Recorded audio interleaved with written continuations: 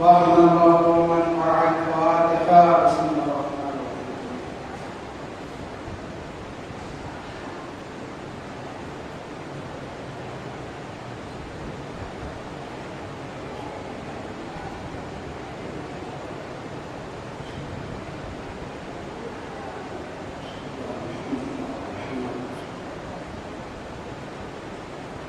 أعوذ بالله من الشيطان اللعين الرجيم. بسم الله الرحمن الرحيم.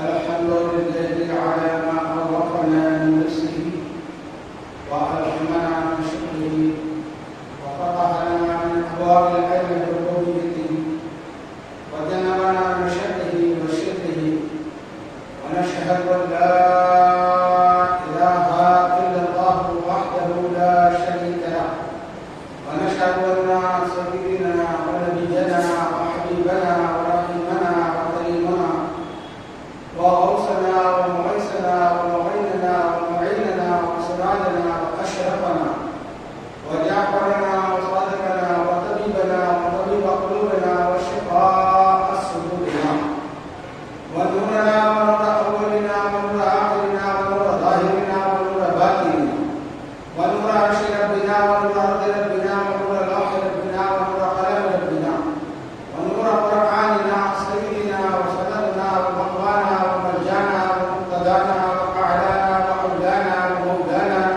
الرسول المصدق المحمود الأحمد المصطفى الأمجد أبي القاسم محمد. اللهم صل على محمد وآل محمد. اللهم صل وسلم على سيدنا مولانا محمد الذي كان عليا في الدرجات وفاطما في التطهيرات وحسنا في الصفات وشهيدا في التجليات وزن العابدين بالعبادات وباقرا بالعلم الاولين والاخرين بالمعلومات وصادقا في الاقوال وقاطعا في جميع الاهوال ومتمكنا في مقام الرضا وجوالا كفوع الرضا وهاديا الى سبيل النجاه وعسكريا مع الوفاء ومهديا الى طريق اليقين والنجاه. صلوات. اللهم صل على محمد وآل محمد. ولعنة الله على أعداء محمد وآل محمد من الأولين والآخرين من يومنا هذا إلى يوم الدين. أما بعد فقد قال الله تبارك وتعالى في القرآن المجيد والفرقان الحميد وأعوذ بالله السميع العليم من الشيطان اللعين الرجيم. بسم الله الرحمن الرحيم.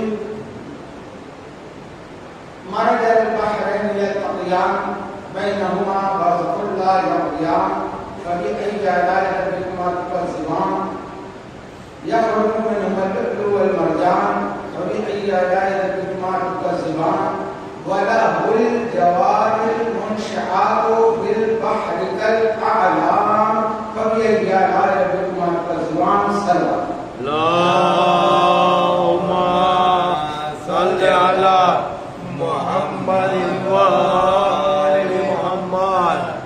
من علينا ربنا إذ بعث محمدا أيده بأيده أيدنا أحمدا أرسله مبشرا أرسله ممجدا صلوا عليه دائما صلوا عليه سرمدا.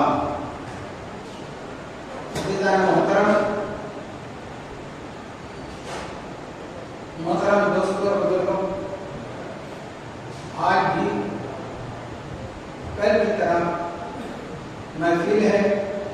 کل امام الانبیاء تاجدار کائنات فخر موجودات خاتم النبیین صلی اللہ علیہ وآلہ وسلم اور صادق ابن صادق سیدنا مولا امام جعفر صادق علیہ السلام کی آمد پر محفل ہم نے قائم کی. آج عنوان تو وہی ہے مگر اس کے ساتھ ایک کوشش اور بڑھ گئی ہے کہ خانمادہ رسالت نے مولا کائنات کے گھر ایک نور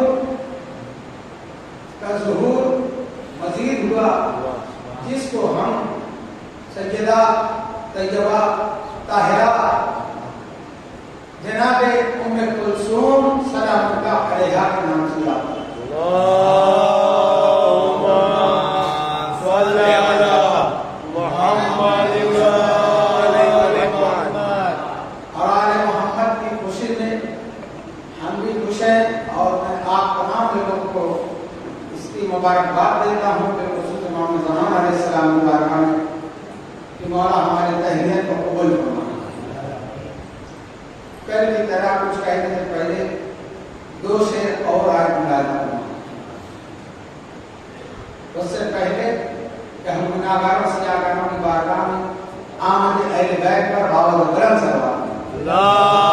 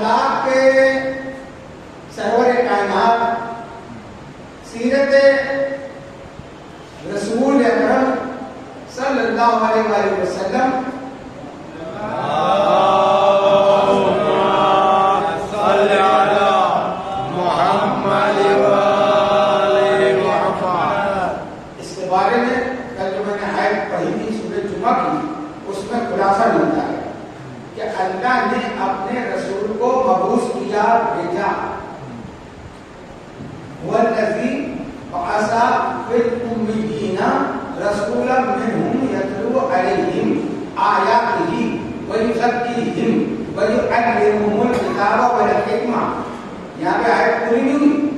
اللہ نے کس وقت ایسا رسول بھیجا، کس ماحول میں ایسا رسول بھیجا. آگے جہاں آیت ختم ہوتی ہے وہ ٹکڑا بتا رہا ہے وَإِن كَانُوا مِن قَبْلُ لَفِي ضَلَالٍ مُبِينٍ. جس وقت اللہ پوری انسانیت سے مخاطب ہے، ساری دنیا سے مخاطب ہو کر قرآن آواز دے رہا ہے، جس وقت تم کھلی گمراہی میں تھے، کوئی راہ راست پر تم نہیں تھے، تمہارے اندر نہ اخلاق تھا، نہ کردار تھا، نہ ادب تھا، نہ سیرت تھی، تم حق سے بہت دور تھے، تم اخلاق سے کوسوں دور تھے. اب پوری دنیا کا دور جو کہلاتا ہے نا اس کو کہتے ہیں دور جاہلیت. جب اخلاق نہیں ہے، محبت نہیں ہے، بھائی چارہ نہیں ہے، انسانیت نہیں ہے، انسان نما ہے مگر انسان نہیں، جانوروں سے بدتر زندگی گزار رہے. تو اللہ نے کہا تم اس وقت کھلی گمراہی ہو، اس وقت میں نے اپنے رسول کو مبعوث کیا. جب کھلی گمراہی ہے پوری دنیا میں، ہندوستان میں کیا غلط رسمیں نہیں تھی، پیڑوں کی پوجا ہو رہی تھی، دریا کی پوجا ہو رہی تھی، ستی کی رسم تھی نا. آپ بولتے رہے میرے ساتھ تاکہ بات سمجھو کہ میری بات پہنچ رہی ہے. یہ نہیں کہ میں اپنی باتوں کی بات بچائیں، صرف ہاں سبحان اللہ میری بات کا جواب دیتے رہے. ہندوستان اور دنیا کے تمام ممالک میں ایسی بد رسمیں جاری تھی، مگر ساری دنیا سے سب سے زیادہ خراب معاشرہ جو تھا وہ عرب کا، اور عرب میں بھی جو سب سے زیادہ گمراہ کن معاشرہ تھا، گمراہ کن طبقہ تھا، گمراہ کن لوگ آتا تھے، وہ مکہ المکرمہ میں، مکہ معظمہ میں. کیا وجہ تھی؟ آج پولیس اسٹیشن کہاں بنایا جاتا ہے بتائیے نا. پولیس اسٹیشن گورنمنٹ کہیں قائم کرتی ہے، کیوں بناتی ہے؟ جہاں جرم کی تعداد زیادہ ہونے لگی. اللہ نے پوری کائنات میں پوری روئے زمین پر انبیاء کو بھیجا ہے اور فرمایا قرآن کہ میں نے کوئی حصہ زمین کا ایسا باقی نہیں رکھا، کوئی دلیل لا ہی نہیں سکتا کہ مجھ کو ہدایت نہیں ملی، مگر سب سے افضل سب سے اعلیٰ جو رسول بھیجا تو مکہ میں بھیجا. اس بات کی دلیل ہے کہ سب سے بڑا رسول مکہ میں آیا. کیوں کہ مکہ کا معاشرہ سب سے زیادہ خراب تھا، سب سے زیادہ ہیڈ آفیسر جو بھیجا گیا اللہ کی طرف سے تو مکہ میں بھیجا گیا. تو کیا ایسی برائی تھی مکہ میں؟ یہ تاریخ پر ہے. سب سے زیادہ خراب بات ان کے اندر یہ تھی کہ ان کے اندر کینہ، کپٹ، حسد، بغض کوٹ کوٹ کر بھرا ہوا. اونٹ کا کینہ مشہور ہے، اور جو اونٹ کا گوشت تو کھائے تو اس کے اندر وہی چیز تو پیدا ہوگی. یہ ان کے اندر کینہ اور کپٹ، حسد اور بغض، چغلی بے انتہا تھی. وہ معاشرہ جس میں یہ لوگ شراب کباب کو بہترین اچھی چیز سمجھ کے پیتے تھے. یہ لوگ اپنے حرمات کے ساتھ یعنی اپنی سگی بہنوں اور ماؤں کے ساتھ بدفعلی کو انجام دینے کے بعد اور جب پورے دوستوں میں محفل میں بیٹھتے تو اس کو شعر و شاعری میں بیان کر کے فخر محسوس کرتے تھے. اور نکاح جو ہے نا جو آج ہم نے رائے ہے، یہ نکاح ان میں نہیں تھا. خود مسلمانوں کی ماں حضرت عائشہ فرماتی ہیں کہ دور جاہلیت میں نکاح کے کئی طریقے تھے، جس میں ایک طریقہ یہ تھا کہ ایک عورت کا نکاح 10 مردوں کے ساتھ ہوتا. کتنے؟ 10 مردوں کے ساتھ. جب کوئی بچہ پیدا ہوتا اور وہ عورت جس کی طرف منسوب کرتی تھی اس کو ماننا پڑتا تھا کہ ہاں یہ میرا بیٹا ہے. اب بتائیے جہاں حلال زیادہ ہی نہ پیدا ہو تو پھر ان سے اچھی باتوں کی توقع کون کر سکتا ہے؟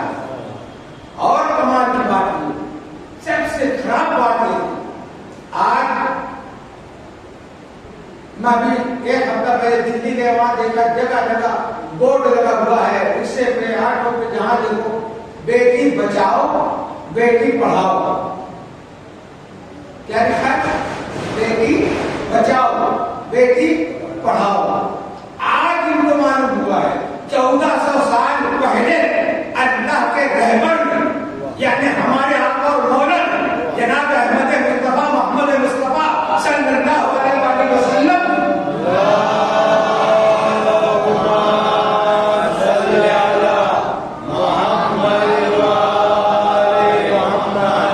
ایسے فتنوں کے دور میں یہ نعرہ بدل دیا. یہ کوئی نئی بات نہیں. کیوں بدل دیا تھا؟ تو اس وقت وہ جاہل بدو لوگ اپنی بیٹیوں کو زندہ دفن کرتے تھے. زندہ دفن کرتے تھے. آج بھی آپ کو اللہ مکہ معظمہ لے جائے حرم شریف سے تھوڑی ہی دور پر وہ 4 دیواری آج بھی بنی ہوئی ہے جہاں بچیوں کو زندہ دفن کیا جاتا تھا. وہ قبرستان آج بھی ہے جہاں بچیوں کو زندہ دفن کرتے تھے اپنی سگی بیٹیوں کو. کتنے نیچ لوگ تھے, کتنے گرفت تھے, ان کی کوئی اوقات معاشرے میں نہیں تھی جو اپنی بیٹی کو دفن کر دیتے. اسی لیے ایک صحابی کا واقعہ ملتا ہے کہ جب نبی کریم کے ہاتھوں پر وہ اسلام قبول کر لیے اور نبی فرما رہے تھے کہ جس کی ایک بیٹی ہو اور وہ اس کی پرورش کرے, اس کی شادی کر دی, جس کی 4 بیٹی ہو تو اللہ اس کے اوپر جنت واجب کر دیتا ہے. پھر ایک صحابی کھڑا ہو گیا 4 نہ ہو 3 ہو. نبی نے فرمایا 3 کی پرورش کرے اور ان کو ان کے مقام تک پہنچا دے منزل تک تو اس پر جنت واجب ہے. پھر کہا یا رسول اللہ 2 آپ نے ایک کو بھی کہا اگر ایک بیٹی بھی ہے اگر تم نے اس کی عصمت کی حفاظت کرتے ہوئے اس کو اچھی تربیت و تعلیم دی ہے, اچھے اخلاق سکھائے اور ان کو جوان ہونے کے بعد ان کا اچھا رشتہ کر دیا تو یہ تمہاری جنت کی ضمانت ہے. میرے سرکار کے نبھائے مبارک سے ان ہوا اللہ وحی یوحا کے دہن سے اللہ کے فرمان کے مطابق یہ بصارت بیان ہو رہی تھی کہ ایک صحابی کود کود کر رو رہا ہے. سرکار نے پوچھا کیوں رو رہے ہو؟ کیوں رو رہے ہو؟ میں بیٹی کی فضیلت بیان کر رہا ہوں کہ جس نے ایک بیٹی کی بھی پالا. بولے یا رسول اللہ اللہ نے مجھے 7 بیٹیاں دی. کتنی؟ 7 بیٹیاں دی. اللہ کا رسول میں بیان نہیں کر سکتا. ان 7 کو میں نے زندہ دفن کیا, اپنے ہاتھوں سے دفن کیا. اور بتاؤں میں کہ جب میری آخری بیٹی جو تھی نا جس کو میں نے دفن کیا وہ میرے سامنے پیدا نہیں ہوئی. میں سفر پہ گیا ہوا تھا اور سالوں کے بعد جب میں لوٹا تو وہ بچی میرے گھر پہ کھیل رہی تھی. مجھ کو دیکھ کے بہت اچھی لگی, بہت اچھی, بہت پیاری بچی. مگر جب میں نے اپنی بیوی سے پوچھا کہ یہ کون ہے تو اس نے بتایا کہ یہ تمہاری امانت ہے. بس یہ سننا تھا کہ اس کا سارا حکم میرے سامنے پانی ہو گیا.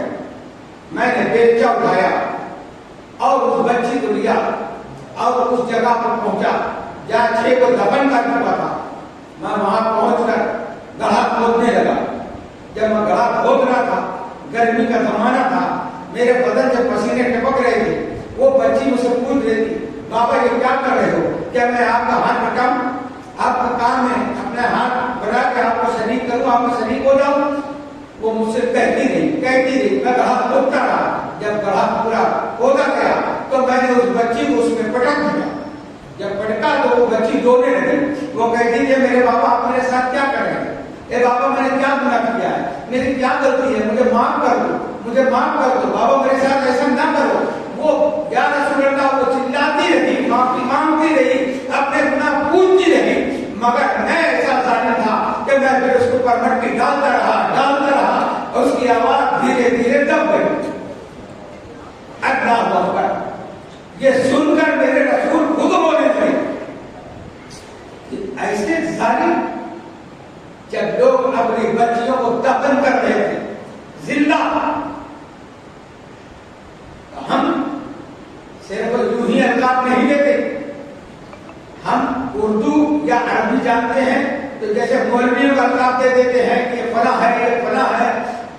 یہ نہیں. سرکار دو عالم کو ہم پڑھتے ہیں, ہمارے سنی بھائی بھی پڑھتے ہیں, سب پڑھتے ہیں, درود تاج بھی پڑھتے ہیں.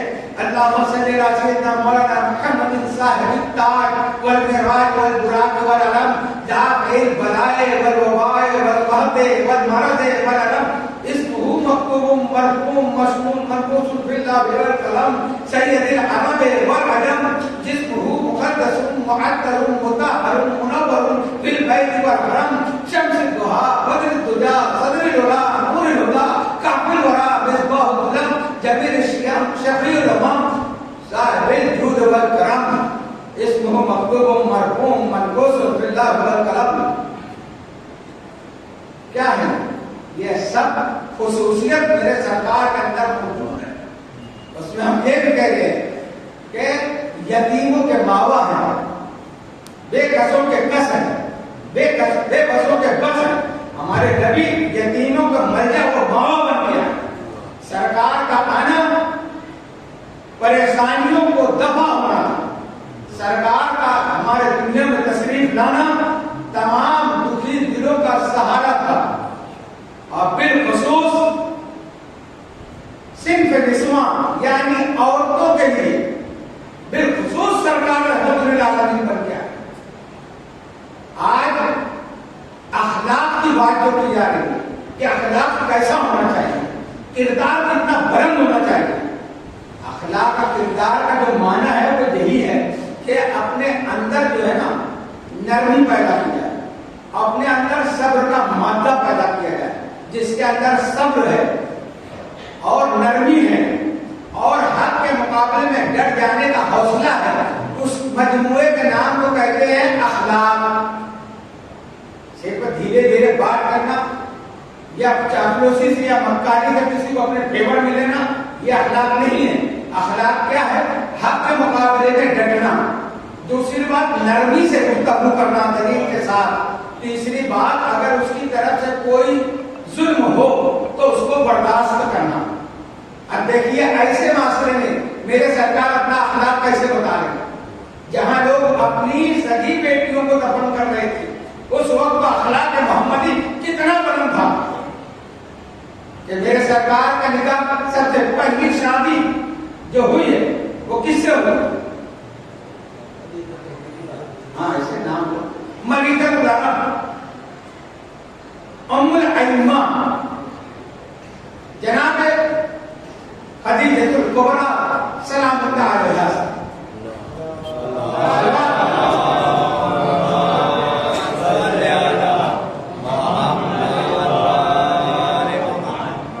آپ سے جو اولاد ہوئی سرکار وہ جناب قاسم جس سے آپ کی کنیت ہم خطبے میں پڑھتے ہیں ابی القاسم یعنی قاسم کے بابا. یہ کنیت نبی کو پہلے بیٹے سے حاصل, پھر ان کے بعد ایک بیٹے ہوئے جناب عبداللہ, ان کا بھی بچپن میں ہی انتقال ہو گیا. اور پھر اعلان نبوت کے بعد معراج سے واپس آنے کے بعد اللہ نے جو تحفہ کوثر کی صورت میں معراج میں دیا وہ جلوہ گر ہوا. اس کا نام ہے سیدہ طیبہ طاہرہ جناب فاطمہ الزہرا سلام اللہ علیہا.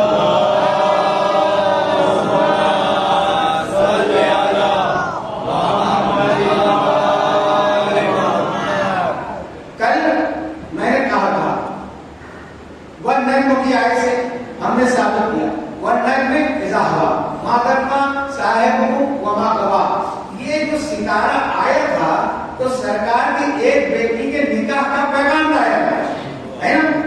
اگر سرکار کی اور بیٹیاں تھی محبت سے میرا پیغام چلو میری آواز کہاں تک پہنچ رہی ہے, لائیو ہو رہا ہے. میرے جتنے بھائی سن رہے ہیں مولوی قبر میں نہیں آئے گا, میں بھی نہیں آؤں. جواب خود دینا ہے کہ اگر ہم یہ مانتے ہیں کہ سیدہ کے علاوہ کوئی اور بیٹی تھی تو اس میں سب سے پہلے اللہ کی عدالت پر حرف آتا ہے کہ ایک بیٹی کے رشتے کے لیے تو اللہ نے ستارہ بھیجا, دوسری مرتبہ ستارہ نہیں آیا. ایک بیٹے کے لیے نبی نے فرمایا کہ میں اختیار نہیں رکھتا, اللہ کی طرف سے ہے. دوسری بیٹی کا نکاح نبی نے خود کیوں کر دیا؟ ہم جیسے گناہگار ہیں 1400 سال بعد جو پیدا ہوئے نبی ہم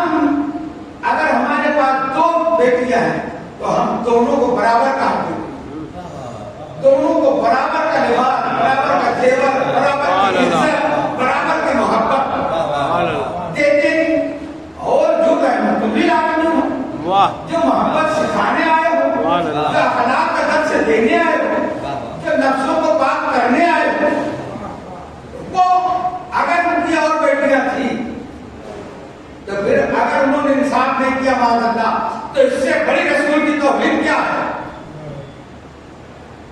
یہ توہین رسالت بھی ہو رہی ہے اگر دوسری مان لیتے ہیں۔ اب دیکھیے جو سرکار کی شان ہے، جو اخلاق کریمانہ ہے، وہ یہ ہے کہ جب سیدہ خدیجہ سے آپ کا نکاح ہو چکا اور آپ کے گھر میں اللہ نے سب سے بڑی نعمت عظمیٰ، سب سے زیادہ پاکیزہ، طیب و طاہر، بہترین حسن و جمال، عفت و پاکیزگی میں جس کی کوئی مثال نہیں، ایسی بیٹی جب اللہ نے رسول کو دے دی، پھر دوسری بیٹی کی تمنا کہاں؟ نہیں نا۔ مگر ہوا یہ کہ جب جناب خدیجہ کے ساتھ آپ زندگی گزار رہے ہیں، اس وقت جناب خدیجہ کی ایک بہن کی شادی یمن میں ہوئی اور ان کا نام تھا، جناب خدیجہ کی بہن کا حالہ۔ کیا نام تھا؟ یاد رکھو، حالہ۔ حالہ کی شادی ہوئی تھی تو جناب حالہ کا انتقال ہو گیا اور ان کے شوہر تھے غریب اور ان کے پاس 3 بیٹیاں تھیں جناب حالہ سے۔ تو وہ انہوں نے سوچا کہ خدیجہ مالدار ہے، میں ان کی پرورش نہیں کر سکتا اور خدیجہ ان کی خالہ ہے، تو کیوں نہ میں ان کو خدیجہ کے پاس پہنچا دوں، وہ ان کی بہترین پرورش کرے گی۔ جب وہ مکہ معظمہ لے کر آئے نا تو جناب خدیجہ کی شادی ہو چکی تھی۔ وہ لے کے آئے جناب خدیجہ کے پاس، جناب خدیجہ نے بتایا کہ میں پیغمبر محمد مصطفیٰ سے میرا نکاح ہو چکا ہے اور یہ اولاد ہے اللہ کرم سے میرے پاس، مگر یہ یتیم بچیاں ہیں۔ تو عورت کو دیکھو چاہیے، مال تو خدیجہ کا ہے، پورے اسلام کی جو فاؤنڈیشن کی عمارت ہے نا، جو تعمیر ہوئی ہے، مال خدیجہ سے ہوئی ہے۔ عرب کے جو فقیر تھے، جو جھوٹا کھانا کھاتے ہیں، جو ٹاکا ڈال کے کھاتے تھے، بعد میں وہ جو سب سیٹ ہو گئے، غنی ہو گئے، امیر ہو گئے، یہ سب میرے مانے کا جناب خدیجہ کی دولت کا نتیجہ ہے۔ اتنی بڑی دولت کی مانے کا ہوتے ہوئے بھی یہ ہے عورت کا طریقہ اخلاق کا کہ وہ بچیاں جب آئی تو جناب خدیجہ نے نہیں کہا کہ میں رکھ لیتی ہوں، کہا میرے سرتاج ہیں، میرے آقا ہیں، ان سے اجازت ہوگی۔ آئے سرکار سے پوچھتی ہے کہ یا رسول اللہ، یہ میری بہن کی بیٹیاں ہیں، یہ یتیم ہیں، ان کا کوئی نہیں ہے۔ سرکار نے فرمایا میں یتیموں کا ماں مر جاؤں۔ دیکھو وہ دنیا والوں، جب عرب کے بدو اپنی سگی بیٹیوں کو دفن کر رہے تھے، یہ محمد مصطفیٰ کا اخلاق ہے کہ دوسروں کی بیٹیوں کو پال کے بتایا۔ کیسے پرورش کی، ذرا برابر امتیاز نہیں، ان کی پرورش نہیں۔ یہ ہے اخلاق رسول، اتنی محبت سے، اتنی کہنا چاہیے عقیدت سے، محبت سے اور کرم نوازی کے ساتھ پالا ان کو کہ دنیا ان کو رسول کی بیٹیاں سمجھنے لگی۔ آج تک کا علماء میں جو اختلاف چل رہا ہے کہ نہیں وہ رسول کی بیٹیاں ہیں، ان کے جو ہے دوربین لگانا چاہیے، ان کو یہ فرض سے ادا آنا چاہیے تاکہ سمجھ میں آئے کہ نہ رسول کی توہین ہو، نہ خدا کی توہین ہو اور حقیقت بھی سمجھ میں آ جائے۔ تو معلوم ہوا جب لوگ اپنی بیٹیوں کو دفن کر رہے تھے، اس وقت رسول دوسرے کی بیٹیوں کو اس طریقے سے پالا کہ لوگ ان کی بیٹیاں سمجھنے لگے۔ پالنے کے بعد، پروان چڑھانے کے بعد ان کا نکاح مرضی سے کر دیا گیا۔ سبھی بیٹی جو رسول کی ہے وہ جناب زہرا ہے، جن کے لیے رسول نے کیا فرمایا؟ میں اختیار نہیں رکھتا، اللہ کا اختیار ہے۔ سوچنے کی بات ہے، جو رسول ایک بیٹی کا رشتہ اللہ کے بغیر نہ دی، دوسروں کی بیٹیوں کو کیوں دیا؟ اور جناب سیدہ واحد خاتون رسول کی ایک بیٹی ہے، قرآن کی آیتوں سے، حدیث سے، تاریخ سے، حساب سے سب سے ثابت ہوتا ہے۔ جہاں جہاں رسول کو تکلیف پہنچی ہے، اور جب کتابیں پڑھو حدیث کی، جب مکہ والوں نے آپ کے سر پر مٹی پھینکی، وہاں پہنچانے کے لیے صاف کرنے کون بیٹھ گئی؟ جب اوجڑی ڈالی گئی رسول کے اوپر، اخلاق کے خلاف کام کیا گیا، وہاں سیدہ کے علاوہ اور کوئی بیٹی. جب کہ کمال کی بات یہ جو بتانے والے ہیں جب چور چوری کرتا ہے نا تو اپنا نشان چھوڑ جاتا ہے. یہ کہتے ہیں کہ یہ سب سے چھوٹی بیٹی ہے سیدہ, سب سے چھوٹی ہے. تو بڑی جب 3 بیٹیاں تھیں تو رسول کو اب تک کیوں کہا گیا؟ جب پہلے 3 ہیں تو پھر اب تک کیوں کہا گیا؟ معلوم ہے چھوٹی نہیں, یہی چھوٹی بھی ہے, یہی بڑی بھی ہے, یہی منزل بھی ہے, یہی اکیلی بیٹی ہے. آیت مودت میں واحد کا لفظ استعمال ہوا قربا کا, تو پھر وہ ایک بیٹی کون ہے؟ جب فرق دینے کی بات اللہ نے حکم دیا کہ میرے حبیب جو قربا جو تمہارے پاس اپنا تمہارا مال ہے وہ اپنے وارث کو دے دو, تو وہاں بھی واحد مؤنث کا صیغہ ہے. تو معلوم ہو وہاں کے رسول نے صرف ایک بیٹی کو دیا. یہ کہاں تم چھپاؤ گے؟ عوام کو دھوکہ نہ دو. اس میں رسول کی بھی توہین ہے, اہل بیت کی بھی توہین ہے, اور خود اپنے ایمان کی خیر نہیں. تو عزیزان محترم, ان بیٹیوں کا تذکرہ, یہ آل محمد کا تذکرہ قرآن نے اپنے دامن میں سمیٹ کر کیا بیان فرمایا؟ رب المشرقین ورب المغربین. میں بڑی دھیرے دھیرے تاکہ ہر ایک کو میری بات سمجھ میں آئے. کل مجھ سے کسی میرے عزیز نے کہا کہ آپ بڑی تیزی میں گزر گئے, تو میں اتنی گاڑی اردو بھی نہیں بولتا ہوں, اطمینان سے بول رہا ہوں. پھر کہتا ہوں کوئی بات نہ سمجھے تو مجھ سے پوچھ سکتے ہیں دوران تقریر بھی بات میں. مرد البحرین رب المشرقین ورب المغربین. کہاں کی سورہ ہے یہ؟ سورہ رحمان 27واں پارہ, اور اس میں 31 مرتبہ ہر آیت کے بعد آتا ہے فَبِأَيِّ آلَاءِ رَبِّكُمَا تُكَذِّبَانِ. تم اپنے رب کی کس کس نعمت کو جھٹلاؤ گے؟ کیا ہے نعمت کا انکار کرو گے؟ اللہ پوچھ رہا ہے تم اپنے رب کی کس کس نعمت کا انکار کرو گے؟ رب المشرقین ورب المغربین.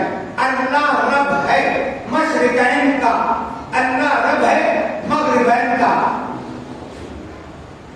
مشرقین مغربین نہیں سمجھ میں آتا ہے. میں آپ سے پوچھوں ایسٹ اور ویسٹ, یہ تو سمجھتے ہیں نا, ایسٹ کتنا ہے, کتنا ہے, ویسٹ کتنا ہے, نارتھ کتنا ہے؟ ایک ایک ہے نا, ایسٹ ایک ہے, ویسٹ دوسرا ہے, 2 ہی ہے نا.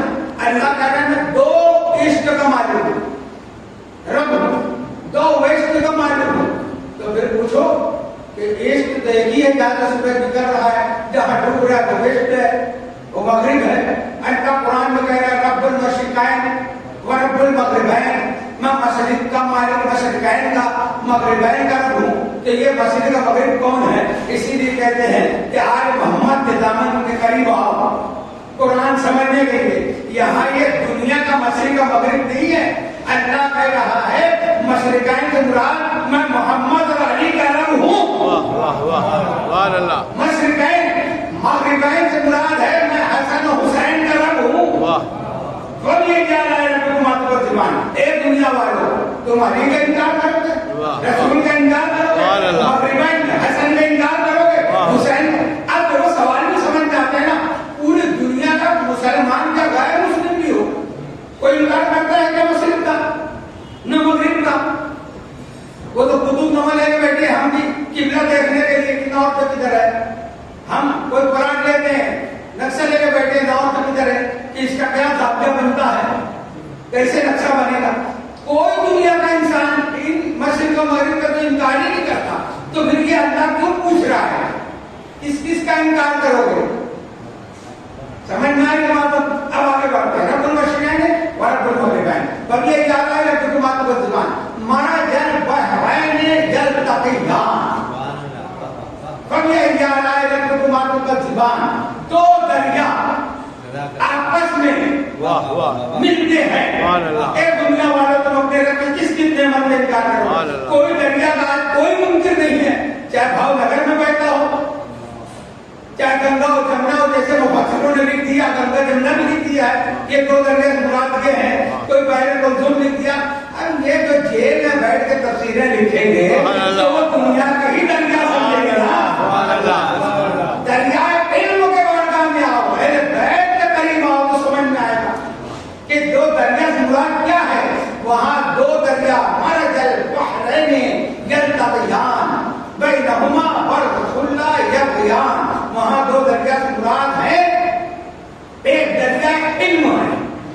دریائے نور ہے، دریائے علم مولا کائنات ہے، دریائے نور فاطمہ الزہرا ہے.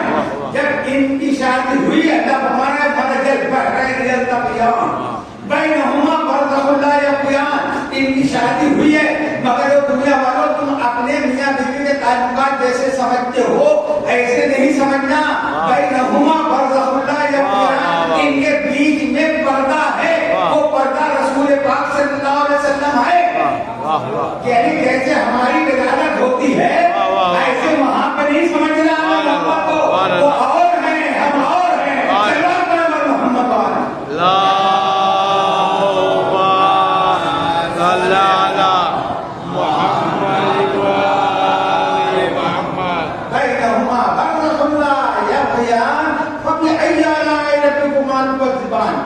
پھر اللہ فرما رہا ہے یخرجو من اللؤلؤ والمرجان. یہ جو دو دریا ہے یہ ملتے بھی نہیں، اور ان میں سے یخرجو من اللؤلؤ والمرجان، لولو اور مرجان نکلتے ہیں. اب یہ دنیا کا لولو اور مرجان نہیں ہے، وہاں لولو سے مراد راقب دو سے مصطفیٰ امام حسن مجتبی علیہ السلام. لولو مرجان سے مراد ہے سلطان کربلا سیدنا امام حسین علیہ السلام. یخرجو من اللؤلؤ والمرجان، یا لولو اور مرجان حسنین کریمین علیہ السلام سے اللہ مخاطب ہے. پھر پوچھ رہا ہے اور یہ یاد آئے تم ماتروزمان، تم کس کا انکار کرو گے؟ لولو کا انکار کرو گے مرجان کا انکار کرو گے؟ یہ پوچھنا اللہ کا یہ بار بار اس بات کی دلیل ہے کہ ان سے محبت کرو، ان پر ایمان رکھو. اگر کسی ایک کا بھی انکار کیا تو نمازیں تمہاری گھڑی کی گھڑی لے جائیں گی. روزہ نماز سب کی قبولیت کا معیار ایمان ہے، اور ایمان میں ان سب کی محبت اور عظمت داخل ہے. یخرج من اللؤلؤ والمرجان فبأي آلاء ربكما تكذبان. اب یہاں تک دیکھو کس کس کا تذکرہ ہوا؟ رب المشرقین سے، حالانکہ اس سے پہلے سے آیت شروع ہوتی ہے، وقت اتنا نہیں ہے تو میں وہاں سے شروع کرتا. الرحمن علم القرآن خلق الانسان، یہ پوری سورہ آل محمد کا قصیدہ ہے. تو رب المشرقین سے شروع ہوا، سرکار دو عالم کا ذکر ہوا، سرکار کا ذکر ہوا، پھر اس کے ساتھ مولا کائنات کا ذکر ہوا، پھر مولا کائنات کے ساتھ خاتون جنت کا ذکر ہوا، پھر ان کے ساتھ حسنین کریمین کا ذکر ہوا. اور ایک دن جب سرکار کا ہوا، مولا کائنات کا ہوا، اور پھر ان کے ساتھ ان کے دونوں شہزادوں کا ہوا، اب کون بچا؟ اس گھر میں اور کوئی ہے کہ نہیں؟ شادی کا آپ کو لوگ ہوتے کون ہے؟ شہزادی. کون ہے؟ شقیقۃ الحسین ہے. مولوی کو نہیں سمجھتی آئے جہاں پر حسنین کا ذکر ہو گیا ہے، مولا کے شہزادوں کا ذکر ہو گیا، اس کے بعد کون آئے تھے میرا پر وَلَهُ الْجَوَارِ مُنْشَآتُ فِي الْبَحْرِ كَالْأَعْلَامِ. یہ سمندر میں جو کشتیاں ہیں وَلَهُ، آپ نہیں سمجھے جا کے تفسیر دیکھنا، یہ لہو کا جو زمین ہے نا، اللہ کہہ رہے یہ میرے لیے ہے. ترجمہ تفسیر کرنے والا کہا یہ سمندر میں جو کشتیاں کھڑی ہیں یہ اللہ کے لیے ہے. بتا آپ کے یہاں سے سمندر قریب ہے، الگ ہے نا، جہاز کھڑے رہتے ہیں، اس میں اللہ کا کیا فائدہ ہے؟ اللہ کہہ رہے میرے لیے، یہ کشتیاں کھڑی ہے اللہ کے لیے، اللہ کے لیے. تو سمجھ میں نہیں آتا، یہ کشتیوں سے تو فائدہ ہم اٹھاتے ہیں. ان کشتیوں سے جہازوں سے فائدہ ملاحوں کو ہوتا ہے، تاجروں کو ہوتا ہے، بزنس مین کو ہوتا ہے کہ وہ مال ایک جگہ سے دوسری جگہ لے جاتے ہیں، مسافر سفر کرتے ہیں، سوار ہوتے ہیں. تو اس میں اللہ کے لیے کیا ہوا؟ تو معلوم ہوا یہاں بھی اللہ اشارے کنارے میں بات کرتا ہے. یہ کشتیاں مراد نہیں ہے جو سمندر میں کھڑی ہیں. جہاں پر حسنین کا ذکر ہوا، جہاں علی و فاطمہ کا ذکر ہوا، جہاں سرور کائنات کا ذکر ہوا، وہاں پر جو ان کے گھر میں جیسے آج سیدہ ام کلثوم کی ولادت کی بات ہے، اللہ ان کی بات کر رہا ہے. وَلَهُ الْجَوَارِ الْمُنْشَآتُ فِي الْبَحْرِ كَالْأَعْلَامِ، کہ یہ جو کشتیاں ہیں یہ زینب و ام کلثوم ہے.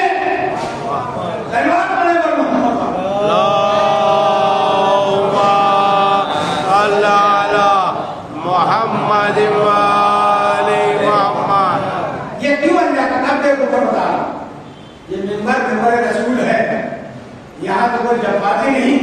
ہر مقرر، ہر خطیب، ہر عالم یہاں بیٹھ کے چاہتا ہے کہ آل محمد کا پیغام آپ تک پہنچایا جائے.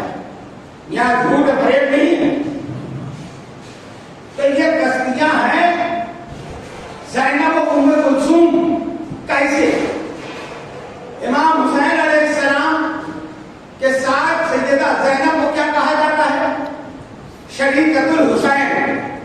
دونوں کے بہت تاریخی ساری باتیں ہیں. مولا نے ان کے ہاتھوں کو بوسہ دیا، ان کے گلے کو بوسہ دیا، میں نے سب سنتے ہیں کہ 2 مہینہ آدمی کیوں دیا تھا بوسہ امام حسین کے گلے کو؟ کہ یہ گلے کا خنجر چلنے والا. زینب ام کلثوم کے ہاتھوں کو بوسہ دیا کیوں دیا؟ ان کے ہاتھوں میں رسن بننے والی ہے نا. تو دونوں بہن بھائیوں نے مشورہ کیا تھا کیا کہ کربلا تک کا ذمہ داری بھائی، کربلا سے بعد کوفہ شام تک بھی مدینہ تک ذمہ داری ان بہنوں کی. امام حسین نے اپنی ذمہ داری کربلا میں پوری کی.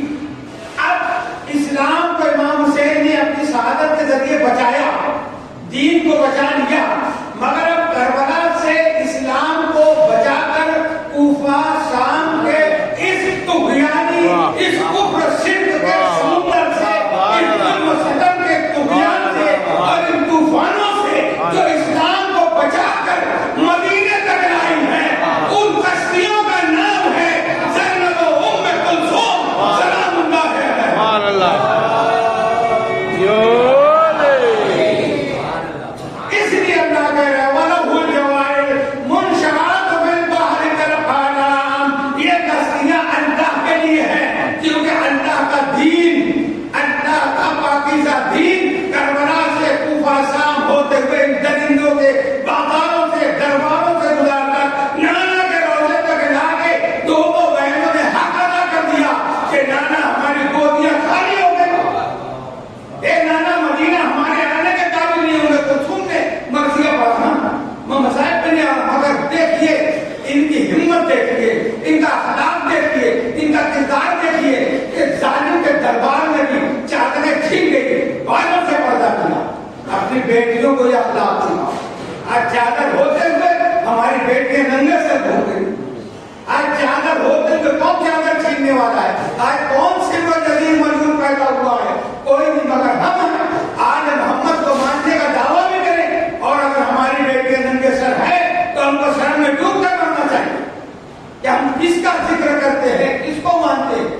ہماری بچیوں کو بتاؤ کہ زینب کون ہے، ام کلثوم کون ہے، سیدہ فاطمہ کون ہے، اور رسول کائنات کا گھرانہ کیا ہے. میں نے ابھی بتایا کہ جب لوگ اپنی بیٹیوں کو دفن کر رہے تھے تو رسول نے 3 یتیم بچیوں کی پرورش کی. یہ اخلاق رسول ہے. کیسے پالا کہ آج دنیا مغالطے میں ہے کہ یہ بیٹی ہے کہ نہیں ہے، یعنی کتنی محبت سے پالا. بس یہی معاملہ مولا کائنات کے ساتھ ہے. کیا جیسے رسول نے 3 کو پالا تو دنیا کیا سمجھ رہی ہے؟ رسول کی بیٹی ہے نا. ایسے رسول کے جانشین حق، رسول کے برادر حق، رسول کے نور کا جز یعنی مولا کائنات علی ابن ابی طالب نے بھی ایک کو ایسا ہی پالا اور ایسی پرورش کیا کہ لوگ ان کو بھی علی کی بیٹی سمجھنے لگے اور ان کا نام بھی ام کلثوم ہے.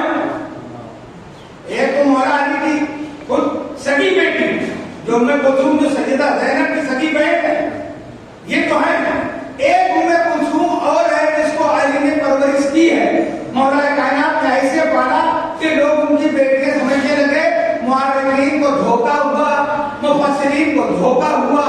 آج کا بڑی شان سے بیان کرتے ہیں کہ یہ شیعوں کو کیا سمجھتا ہے، شیر شریف اڑاتے. ارے ان کے اندر تو کوئی اختلاف نہیں تھا. مولا علی کی ایک بیٹی جو خلیفہ دوم کے نکاح میں تھی. استغفر اللہ. ارے جس رسول کی خود بیٹی کیا وہ کبھی نہ بن سکتا ہو؟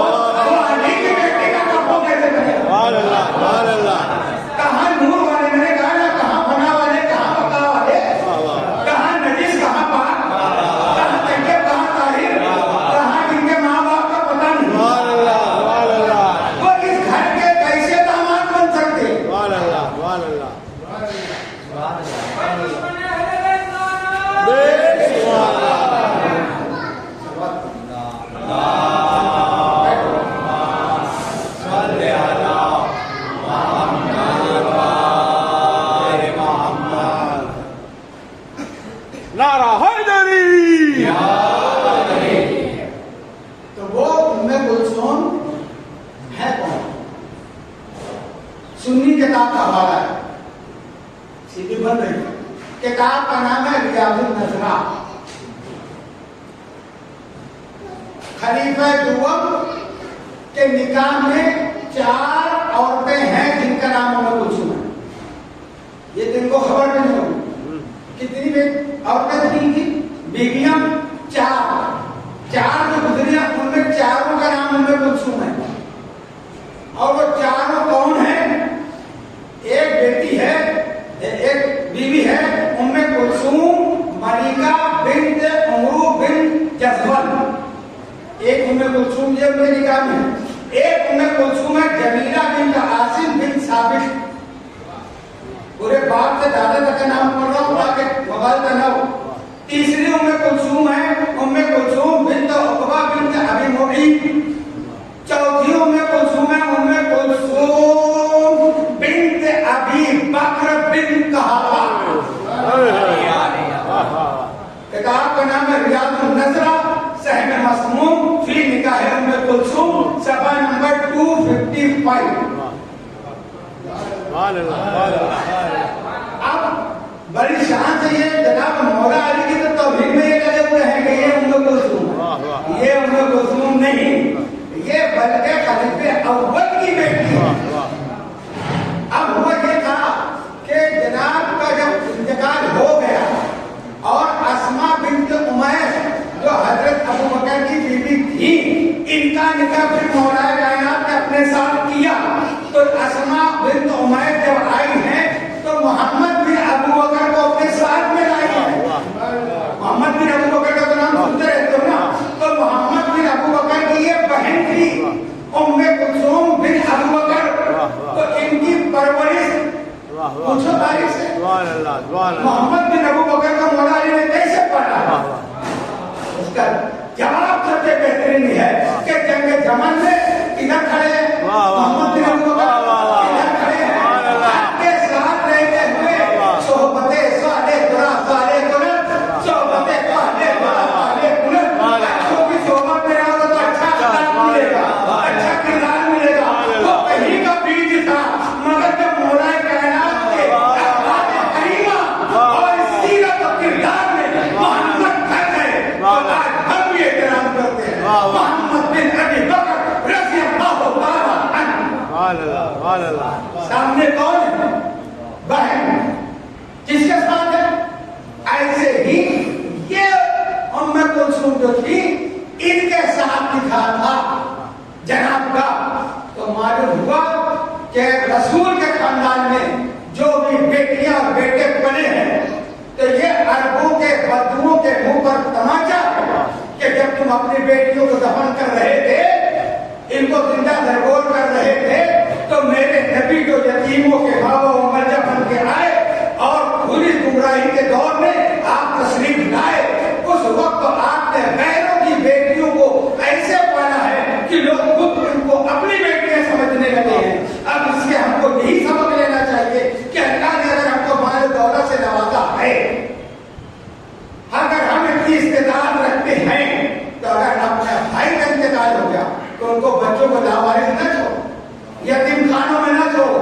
سنت پر عمل کرنا نام ہے ماننے کا رسول کا، مولا علی کی باتوں پر اور کردار پر عمل کرنے کا نام ہے مولا علی کو ماننے کا۔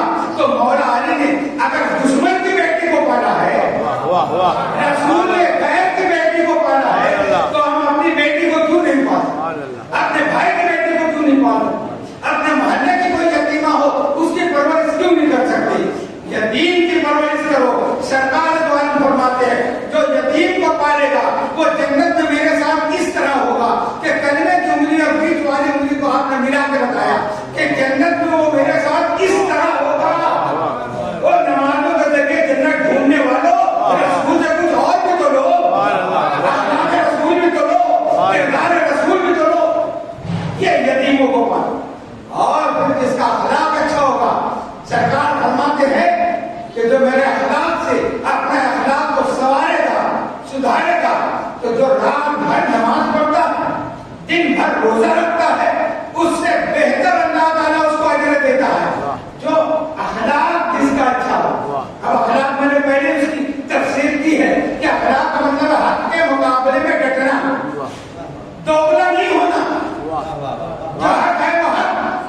اگر اس کے ساتھ اگر وہ ظلم کرتا ہے تو اس پر صبر کرنا اور اس کو نرمی سے جواب دینا، جو رسول علیہ رسول کا طریقہ ہے۔ کیا ظلم نہیں کیا مکہ والوں نے؟ کیا رسول نے کبھی ان کو ڈانٹا، کبھی برا کہا؟ نہیں، کردار بتاتے رہے۔ 40 سال تک میرے نبی نے اعلان نبوت نہیں کیا۔ کیوں نہیں کیا؟ ان سے چھوٹے چھوٹے نبی، خود جناب عیسیٰ علیہ السلام آتے ہی 3 دن کی عمر میں اعلان کر رہے انی عبداللہ آتانی الکتاب وجعلنی نبیا، میں اللہ کا بندہ ہوں، میں نبی بن کر آیا ہوں، اللہ نے مجھے کتاب دی۔ جو 3 دن میں اسے اعلان کر سکتے ہیں، جو امام الانبیاء ہے وہ اپنے ساتھ اعلان نہیں کر سکتے، کر سکتے، مگر اللہ کے حکم کے مطابق میرے سرکار کی زبان حرکت کرتی ہے، بغیر اللہ کی مرضی اور منشا کے یہ گفتگو نہیں کرتے۔ اللہ نے چاہا کہ ایسے ظالم معاشرے میں، ایسے گمراہ معاشرے میں، ایسے لوگ جو درندہ صفت ہوں، یہ میرے حبیب جا کے اعلان نہ کرنا، اپنا کردار اپنا اخلاق بتانا۔ 40 سال تک سرکار دو عالم نے اپنا نبوت کا کریکٹر پیش کیا، اخلاق پیش کیا، کہ جاہل لوگ بدوؤں نے آپ کو امین و صادق کا لقب دیا۔ واقعہ ہمیشہ ہم سنتے رہتے کہ جب آپ گزرتے ایک ضعیفہ آپ پر کوڑا کرکٹ پھینکتی تھی، کچرا پھینکتی تھی، مگر جب وہ بیمار ہو گئی تو آپ کہاں گئے؟ خوش نہیں ہوئے؟ ہم گئے تو خوش ہو جائیں گے کہ چلو ہمارے دشمن مر گئے، ہوتے کہ نہیں؟ ہاں، مگر سرکار کہتے نہیں، وہ بیمار ہے، گئے دیکھنے کے، سنا وہ واقعہ ہے۔ اور سب اس نے دیکھ کے کہا کہ اب تم بدلہ لینے آئے ہو، جب میں مرنے کے قریب ہوں، بیمار ہوں۔ سرکار نے مسکرا کے نرمی سے کہا مائی میں بدلہ لینے نہیں آیا، میں تمہاری خدمت کے لیے آیا، بولو تو میں کوئی دوا لا دوں، کھانے کا سامان لا دوں، کوئی ضرورت ہو تو مجھ سے بتاؤ۔ یہ سنتے ہی اس کا دل جو کفر سے پتھر کی طرح تھا موم ہو گیا، پگھل گیا، یہ آنسو بہنے لگے اور کلمہ پڑھتی اشہد ان لا الہ الا اللہ واشہد ان محمد رسول اللہ۔ یہ کردار کیا سبق دے رہا ہے؟ واقع تو ہے نا، معلوم ہوا اگر کسی راستے سے ہم حق کی تبلیغ کے لیے گزرتے ہیں اور کوئی ہمارے اوپر شرارت کرتا ہے تو ہم کو راستہ نہیں بدلنا ہے۔ یہ نبی نے بتایا، راستہ بدلوانے آئے ہیں، بدلنے نہیں آئے۔ وہ کردار پیسے گڑیا کا بہت اٹھا کے پہنچا دیا، پہنچانے تک کا نام نہیں بتایا۔ وہ کہتی رہی ایک جادوگر ہے، اس سے بچ کے رہنا بیٹا، وہ جادوگر ہے۔ سنتے رہے نبی، اپنے خلاف سن رہے ہیں، اب وہ لیے چلے جا رہے۔ جب اس کا مقام آ گیا تو وہ کہتے ہیں میری نصیحت ہے اس سے بچنا۔ ٹھیک ہے کہا بچوں گا، چلے۔ اچھا تم اپنا تو نام بتا دو، اب تو چھپانا نہیں ہے۔ پھر نبی نے بتا دیا کہ جس سے تو بچنے کے لیے کہتے میں وہی محمد ہوں۔ کہا کہ مجھ کو غلط بتایا گیا ہے، اگر تو وہی محمد ہے تو پھر میں تیرا دل قبول کر۔ کیسا اختلاف پیش کیا نبی؟ خود کھانے کعبہ کی تعمیر ہونے لگی، موسم کی خرابی اور طوفان سے دیواریں منہدم ہو گئی۔ جب کھانے کعبہ تعمیر ہونے لگا، جب اس مقام تک پہنچا کہ جہاں حجر اسود کو نصب کرنا، مشرکین تھے، کافر تھے، مگر کعبہ کا احترام کرتے تھے اور یہ بہت بڑی فضیلت سمجھتے تھے کہ حجر اسود کو ہم لگائیں، اور اسی پر سارے قبیلے لڑنے لگے کہ نہیں ہم لگائیں گے، ہم لگائیں گے، ہم لگائیں گے۔ فیصلہ یہ ہوا کہ اچھا کل صبح جو سب سے پہلے حرم میں آئے گا وہ لگائے۔ اب تو ہر کوئی کوشش میں تھا کہ صبح میں پہلے پہنچوں، مگر دیکھا کیا گیا، کیا وہ تعلیم کا ڈالا عبداللہ کا نور رضا، ہم سب کا آقا اور مولا، سب سے پہلے حرم میں داخل ہوئے۔ فیصلہ یہی تھا کہ جو پہلے آئے گا، چاہتے تو آپ اکیلے ہی حجر اسود کو نصب کر دیتے نا، مگر یہ ہے اخلاق رسول۔ آپ نے دیکھا کہ یہ سارے قبیلے چاہتے ہیں کہ ہم نصب کریں، تو کیوں نہ میں ان سب کو شریک کر لوں، ان کی حسرت بھی پوری ہو جائے۔ آپ نے ایک چادر منگائی، اس میں حجر اسود کو رکھا، تمام قبیلوں والوں کو کہا کہ اس چادر کو اٹھاؤ۔ جب سب نے اٹھایا اور اس مقام تک اٹھا لیے، آپ نے حجر اسود کو لیا، اپنے مقام پر رکھ دیا۔